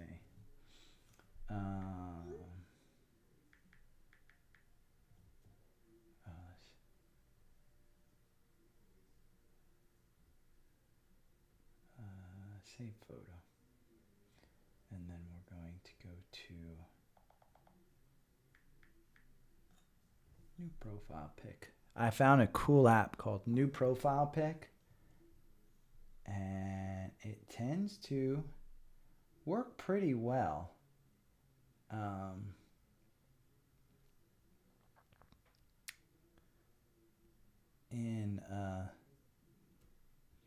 Let's see.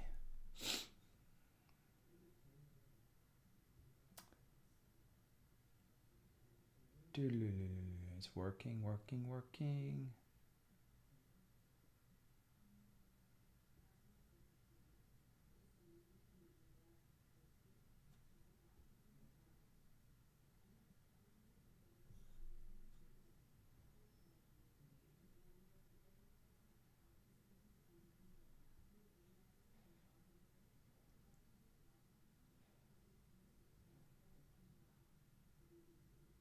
Okay. Save. I like that one. Okay. We're going to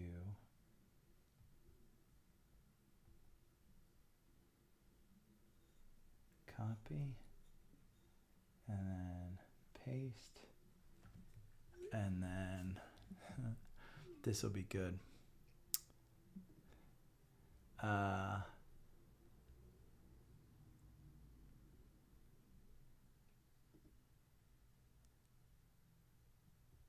Cancel, open, and then save, and we'll say, and then we're gonna put this upload. I gotta get, I'm putting in a new picture.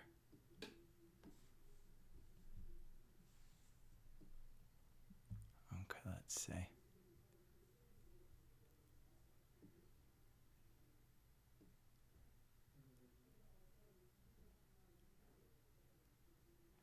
Oh, how did I remove that background?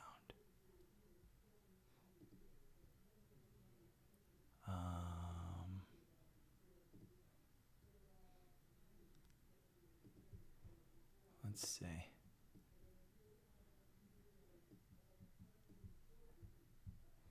No. I'm gonna take that out. Delete image. And then let's see. We're gonna go in here. Copy. Paste. Okay. There we go. Okay, and then we're gonna move this over here. And I think I can do this.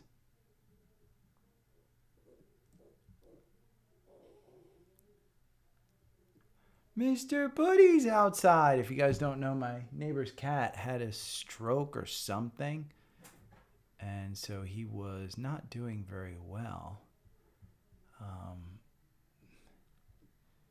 But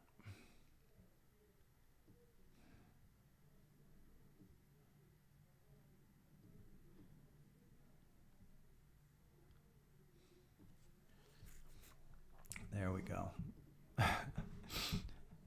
How's that? Let's see.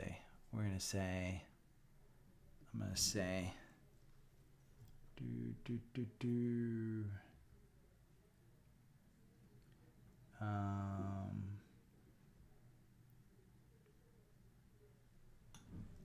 QQQ.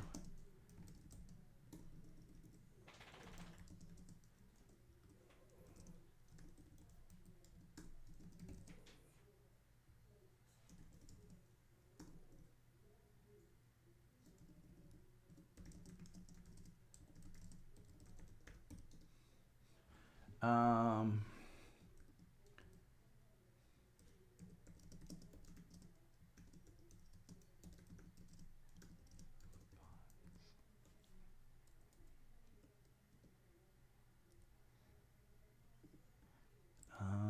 and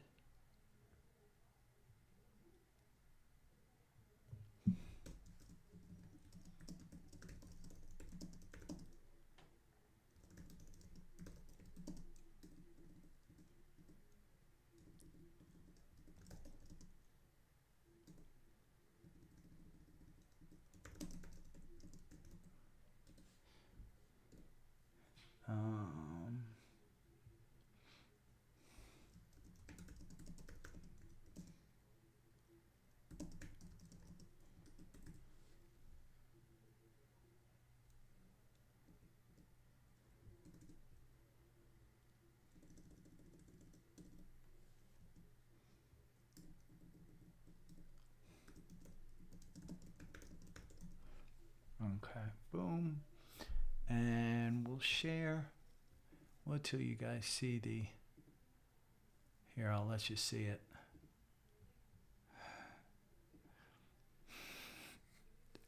How great is that photo? I got a little hair stubble on me, a little cartoonish. It's good stuff.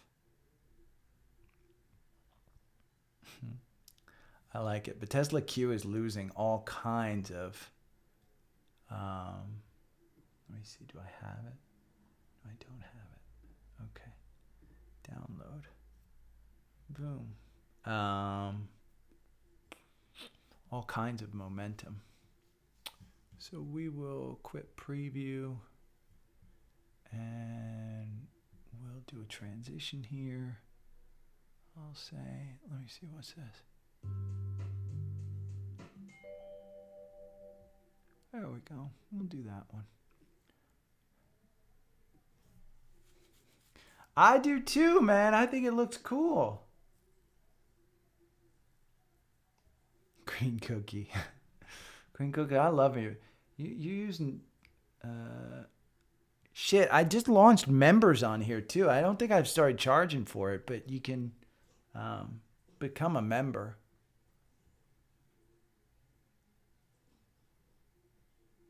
Developing stories. Wagner Group still going?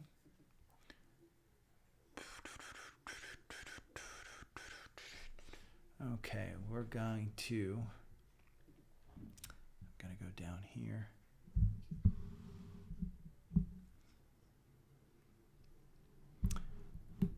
Yeah, I think there was some good stuff today. I think that the ETF that I found is the biggest thing. I think that you guys, but Brandon, you don't have to go back and you can listen to, read the newsletter. That's why I got the newsletter.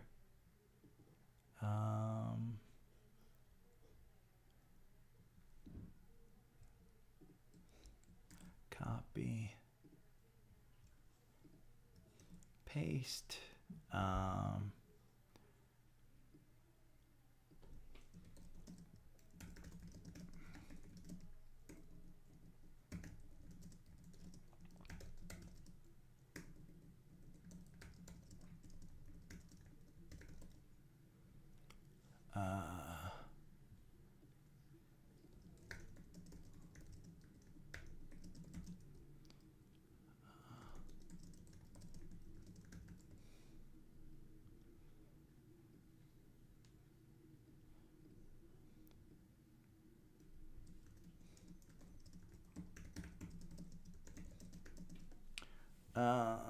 Check out this page, $20 off your first month. Notes.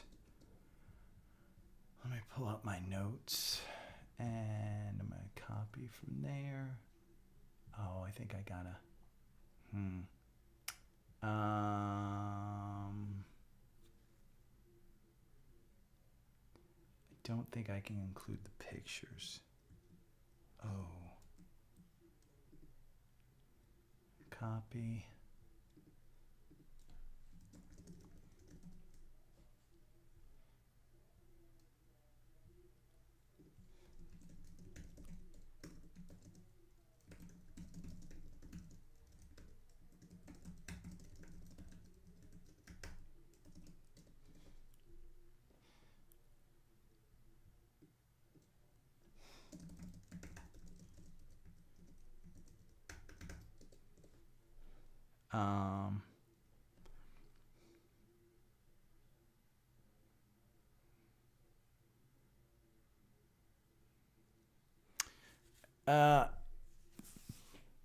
I have patellofemoral syndrome, which is like that, Brandon. And I haven't had that surgery. I probably should at some point, but I haven't had to have it. So be careful when you're choosing surgery. I think a lot of times they tell you surgery is like the only way to do it, but I've found that physical therapy and rehab are sometimes better options than surgery. But listen, I'm not a doctor. I didn't stay at a Holiday Inn last night. I've got my own issues. So, and podcast. Let's see. Oh, I got to name it.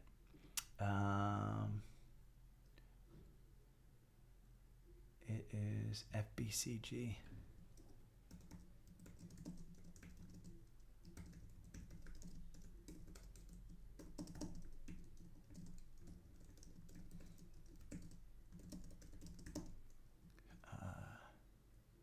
Six, 26, 23. Okay. And we will, let's see, we're going to take this and we're going to copy this. We're going to put this in there. And then we're going to copy this. And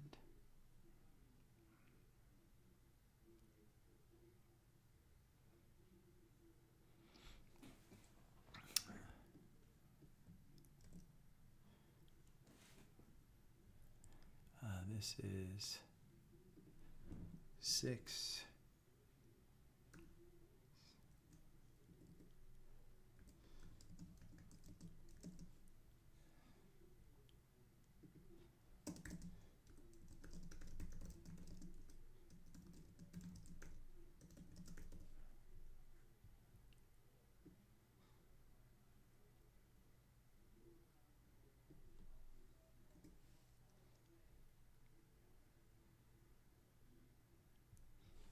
Okay, let's see. We've got all of that in there. Okay, and we're going to upload thumbnail. Green Gaming, upload.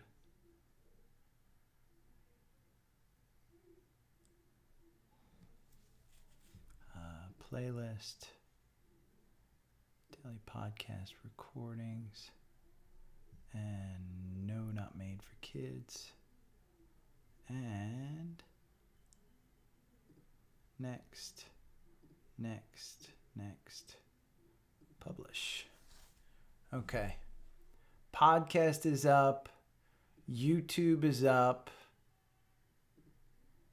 Next is the newsletter.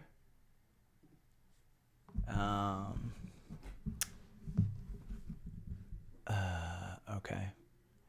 And I gotta buy a stock. But man, that Tesla Q scares me. Although it's turned around a little bit. I mean, it's got a green candle. It's inside the Bollinger Bands. Those Bollinger Bands, see, when it opened up, man, Tesla just took off.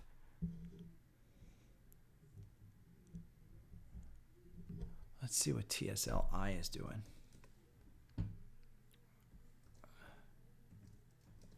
I thought TSLI. I think there is a TSLI, I thought. Maybe, oh, you can't trade it in Fidelity, I guess? Let's see.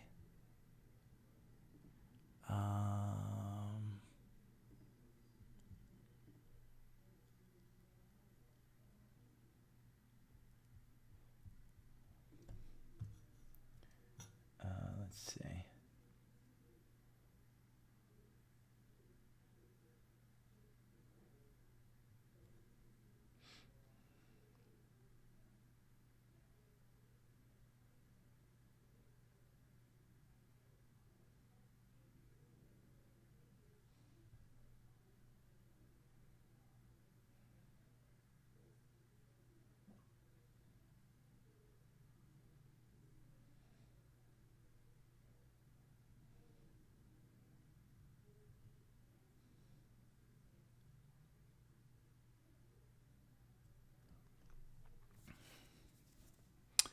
Okay, I'm gonna move you back to Big Head. I was looking at the newsletter.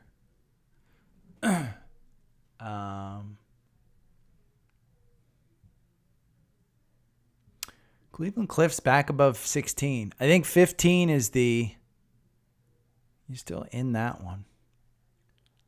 MPLX is up. Oil looks like its energy is up. Devon is up. Moderna's up. I am Sabarna. I'm looking at TSLQ. What I don't like is the action today. Here, let's look at a 5-minute on here because I want to look at where the action really is today. That's the open. So this is a 5-minute. And the volume tells me that it's starting to build up here. So you've got confirmation. Ooh, you almost had a triple bar here. A big candle with, you do have confirmation about 33.55. I think God, I like this one.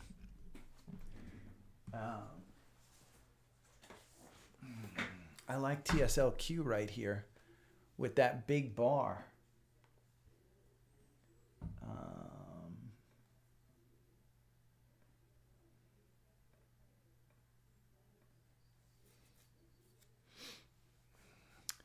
TSLL, I don't think. I like TSLQ because I think Tesla's just run too much. I mean, look at TSLL on this. You've got this gap here down below. So I like TSLQ more because you don't have a gap above to fill. But you do have this gap to fill around 35 to 36. I like it here at 33. I think I'm going to put in, let's see.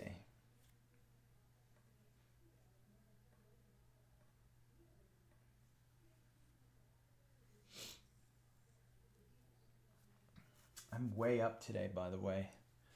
What are the averages up? Yeah, I'm beating all the averages, but I just like that TSLQ.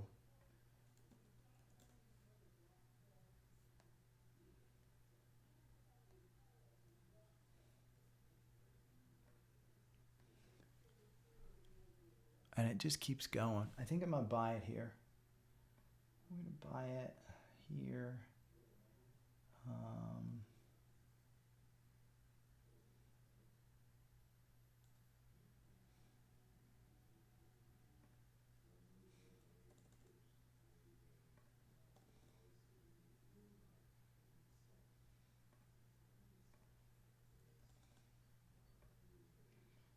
Limit.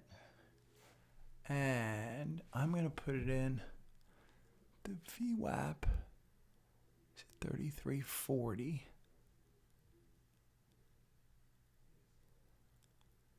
I think I'm going to put it in at 33.50.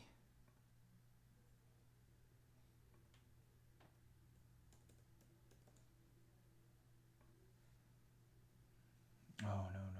Edit.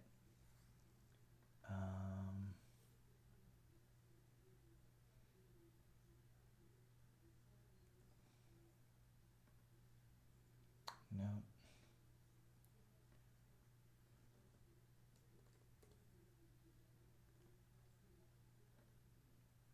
That's more like it.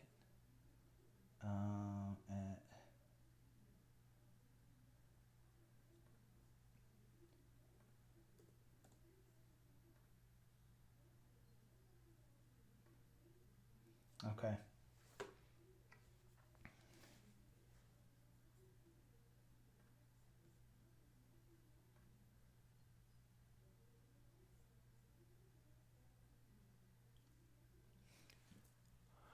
Bought it at 33.70. Hey, Scott. Morning from Las Vegas. I love Las Vegas. I'll put this in the Facebook group.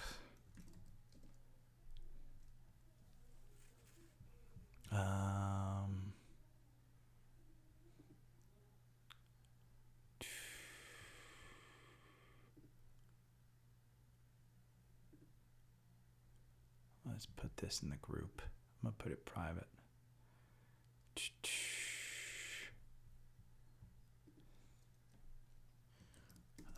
Before I finish, PTON and YouTube are posted. TSLQ 30, I think it was 33.70. Yeah, I should have put it at 33.50. I would have gotten it.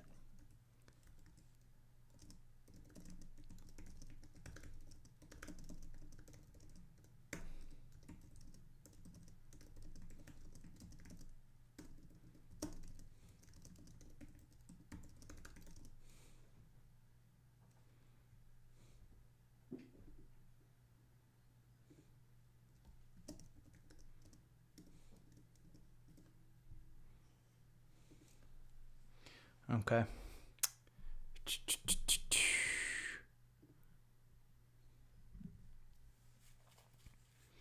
So what I saw in TSLQ is if I go to a 5-minute chart, there's a thing called a triple bar. And if you want to see a triple bar, Charlie explains it here. Zip Trader triple bar.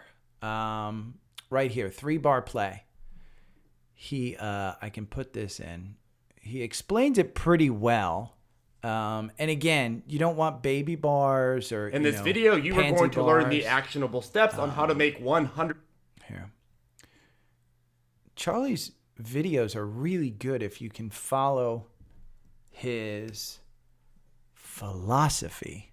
But what I saw on the chart, let me make sure you can see it, is a triple bar. And it is a pansy bar because it's not huge. This one is 0.87%. This one's 0.03. This one is 0.39. So they're not huge bars, but I'm seeing it. I will not hold this one more than a day. I will have my stop loss tight on this, just so you're aware. But I did buy TSLQ. So, and that 3-bar play video is pretty good. I need to put this into the newsletter, actually. Copy. So I'll put it in my notes. I bought TSLQ at 33.70 because on the 5-minute chart I saw a triple bar.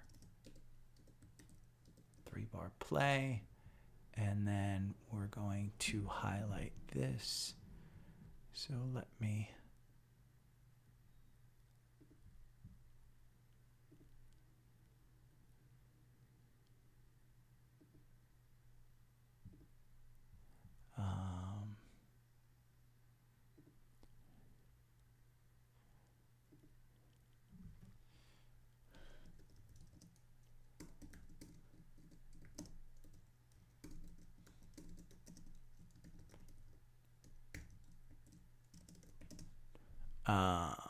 done.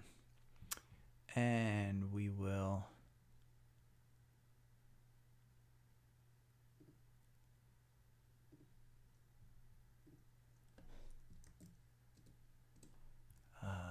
insert picture, photos. Nope, I don't want that. Let's see. We're going to take Open in Finder, desktop. There we go. Okay.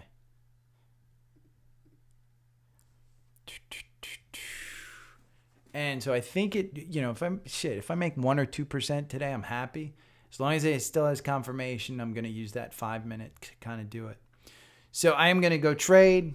I got to get ready for my housekeeper coming in about an hour. So if you have questions, hit me up. I will talk to you guys tomorrow. Thanks again for joining. I think everybody did a lot today. But I love TrendSpider, man.